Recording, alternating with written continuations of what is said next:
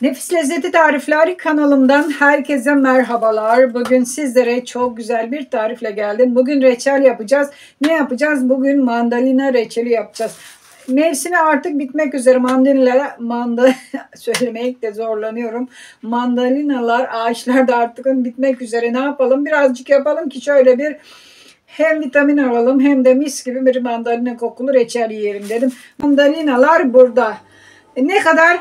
Şöyle bakın göstereyim size. Ben şimdi sizlere yavaş yavaş hazırlama aşamasını göstereceğim. Herkes öğrensin. Bu arada kanalıma da abone değilseniz kanalıma abone olabilirsiniz. Abone olanlar da bildirimleri tık tık açsın. Yani bildirim nereden açılıyor? Zile basarsanız bildirimleri açmış olursunuz. Hadi lafı çok fazla uzatmayalım. Hemen geçelim. Ne yapacağız ilk önce? Şimdi mandalinaların kabuklarını soyacağız. Çünkü kabuklarını ben kullanmayacağım kızlar. Bakın bunların bu kabuklarını şöyle ayırıyoruz. Görüyorsunuz mu?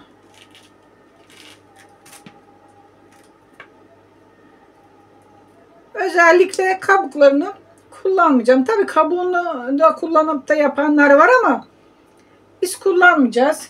Bu şekilde bakın soyacağız ve kabımıza koyuyoruz. Devam edeceğiz.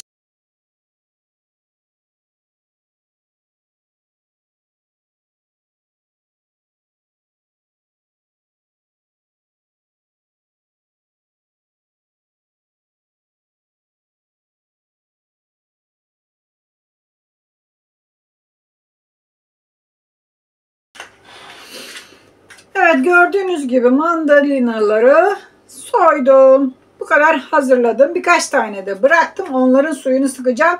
Suyunu sıkıp reçele onların suyunu ilave edeceğim. Bu kadarsını soydum. Şimdi hemen reçelin şerbetini hazırlayacağız kızlar ki reçelin şerbeti koyu olması lazım. Koyu şerbete mandalinaları bırakacağız. Evet, şimdi hemen şerbetini hazırlayacağız. Daha sonra mandalinaları devam edeceğiz. Şerbet için bize ne gerekli? Bakın, bir bardak mandalina suyu. Ben bunu sıktım. Limon sıkacağından hazır bir bardak. Onu ilave ediyorum. Şimdi üzerine şekerini ilave edeceğiz. 1 kilo şeker. Bakın burada şekerim hazır. Ama hiç ölçmeyeceğim. Direkt dökeceğim. 1 kilo şekeri şöyle döküyorum.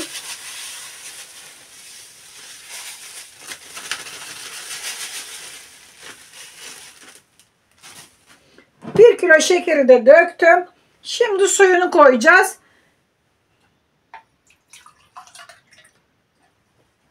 Bir bardak mandalina suyumuz vardı. Dökmüştük. Üzerine 1 bardak su döktük. 2 bardak oldu. 3 ve 4.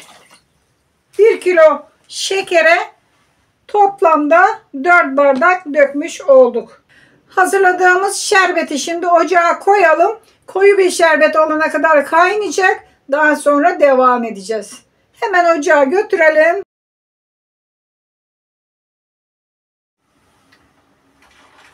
Evet, şimdi şerbetimizi hazırlamaya geçtik. Şöyle karıştıra karıştıra şeker erisin. 1 kilo şeker dökmüştük. 3 bardak su, 1 bardak da mandalina suyu döktük. Önce şekerimiz erisin. Şöyle şerbetimiz koyu bir şerbet olacak kızlar.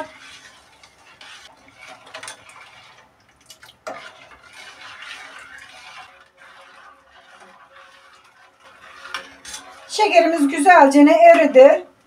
Kaynamaya başlasın. Limon suyunu da verelim. Koyu bir şerbet olacak. Şöyle nasıl diyelim? Baklava şerbeti gibi şerbet olacak. Öyle sulu şopu şopu değil. Koyu şerbet yapacağız. Bitmeden yapın bu reçeli. Yine artık bitmek üzere mandalinalar. Yapın bu reçeli. Çok güzel. Tadına bayılacaksınız. Mis gibi mandalina kokusu. Çok yapmazsanız da yarısını yapsanız yine olur. Şu anda şerbetimiz kaynamaya başladı. Tabi hemen kapatmayacağız. Bu biraz kaynayacak, koyu olacak. Limon suyunu da verelim. Çok fazla yok burada. Bakın 2 yemek kaşığı şöyle limon suyunu da verdik. Bu limon suyu şekerlenmesini önleyecek.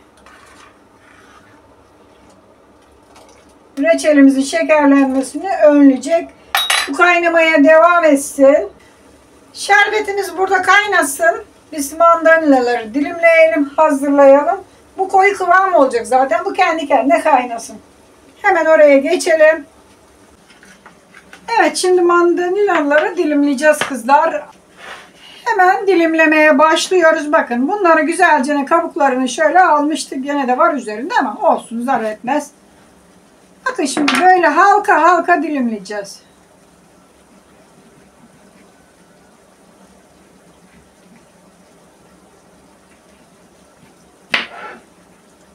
Şu şekilde.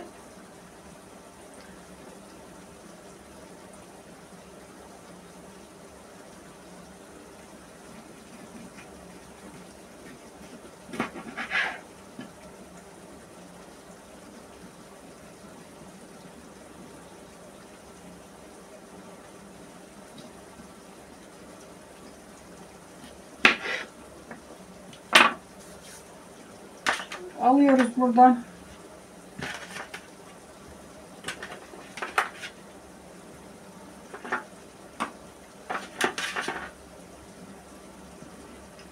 Bakın bu şekilde dilimliyoruz. Şöyle kabımızın içine koyalım.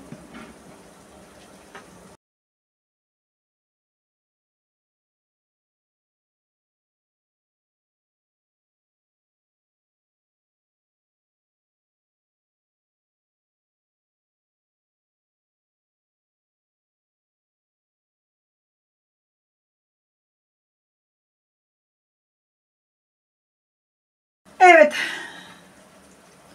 Gördüğünüz gibi mandalinaları dilimledik. Hazır şu anda. Hemen şimdi şerbetimize bakalım. Şerbetimiz olduysa şerbetimize vereceğiz. Çok güzel oldular. Köpürmeye başladı. Artık şu anda şerbetimiz hazır. Yavaş yavaş şimdi bu mandalinaları içine bırakacağız. Şöyle şimdi yavaş yavaş içine bırakıyoruz. Yavaş, sakin bir şekilde.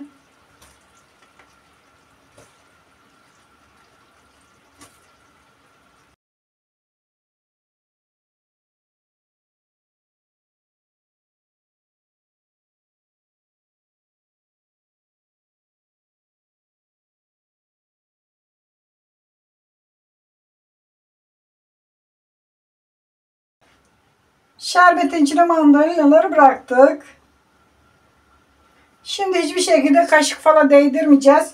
Bu kendi kendine şerbeti içine alacak. Hiçbir şekilde şu anda kaşık sokmayacağız içine.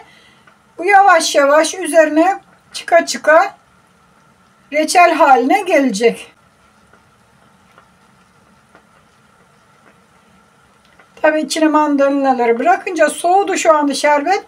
Tekrar eski haline gelecek. Köpürecek, üzerine çıkacak, reçel haline dönüşecek. Reçelimiz kaynıyor. Dediğim gibi hiçbir şekilde kaşık sokmuyoruz. Yani şöyle haldır haldır karıştırsanız dağılır. Reçelim hazır oluyor. Arada bir ne yaparım? Şöyle bakın şu köpüklerini usullacık hemen hareketsiz bir şekilde alıyoruz. Ocağım kısık bir şekilde kaynıyor. Bu şekilde yarım saat içinde reçelimiz hazır olmuş olacak.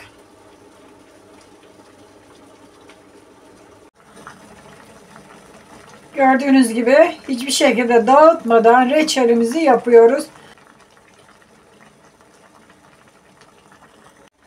Evet, reçelimiz bayağı oldu gayrı kızlar. Bakın hiç kaşık sokmadık ama koyuluğuna bakın. Şöyle bir çay kaşığında da tereyağı ya da margarin hangisi varsa evinizde koyuyoruz. Bu da reçelimize çok güzel bir parlaklık verecek. Zaten sıcağında şimdi eriyecek. Biraz da onunla birlikte kaynasın. Daha sonra ocağımızı kapatacağız.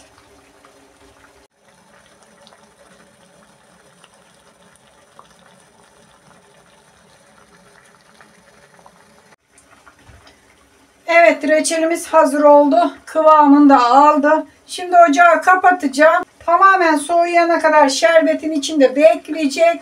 Daha sonra soğuduktan sonra servisini yapacağım. Şimdi ocağı kapatıyorum. Şimdi tamamen soğumasını bekleyeceğiz ve servisini yapacağız.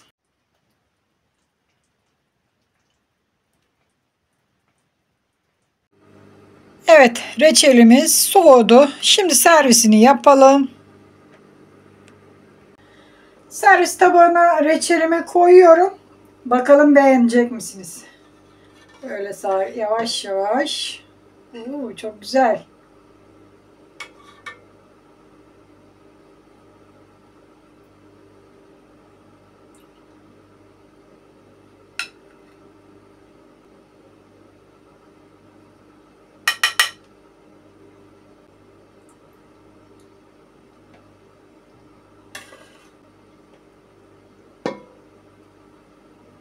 Süper oldu. Şunu da koyalım. Bu kadar yeterli.